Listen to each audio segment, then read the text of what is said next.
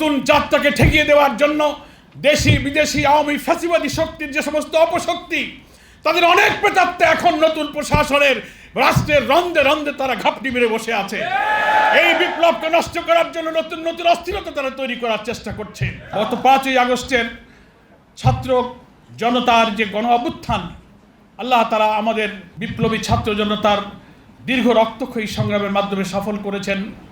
আজকের রাজধানী ঢাকা সহ সারা বাংলাদেশে আমরা যে মুক্ত পরিবেশে সম্মেলন করছি, আমাদের মত চিন্তা, আমাদের আদর্শের কথা, মানুষের মুক্তির কথা আমরা মুক্তভাবে মানুষের কাছে তুলে ধরার যে সুযোগ পাচ্ছি, আজকে তার পিছনে রয়েছে এই ছাত্র জনতার ঐতিহাসিক সংগ্রামের অবদান।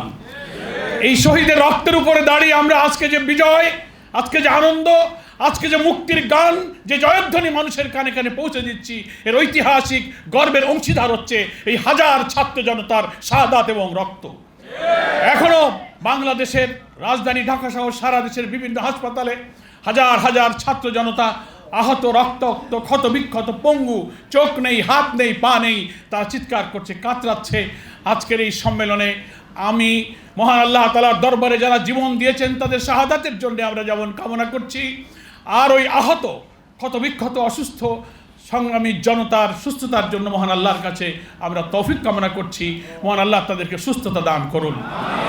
সংগ্রামী ওয়ার্ল্ড সভাপতি, সেক্রেটারি ভাইয়েরা, আমরা ভুলে যাইনি, আমাদের মনে রাখতে হবে আমাদের পথ যত পিচ্ছিল হোক, যত কণ্টকাকীর্ণ হোক, আমাদের সে অভিষ্ট লক্ষ্যে পৌঁছার সংগ্রাম কিন্তু এখনো শেষ হয়নি।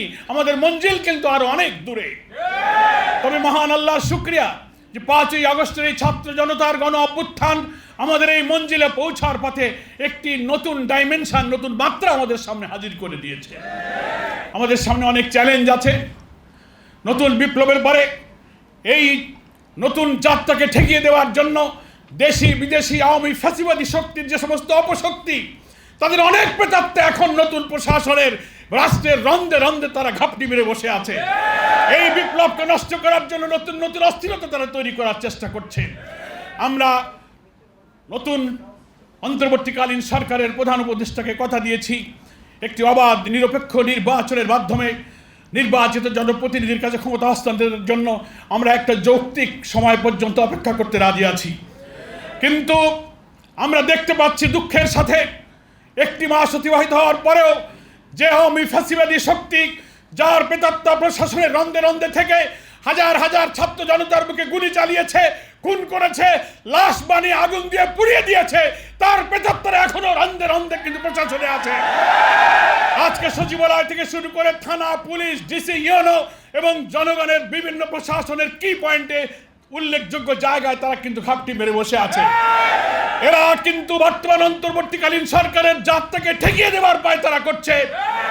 অন্তর্বর্তী সরকারকে আমরা বলবো, আপনারা চোখ কান খুলে সচেতন থেকে এখনো যদি আপনাদের দায়িত্ব পালনের পথকে প্রশস্ত না করেন, সুগম না করেন, এই জঞ্জাল থেকে প্রশাসনকে সাফ না করেন, এরা দেশকে অবাধ নিরপেক্ষ নির্বাচনের দিকে যেতে দেবে না।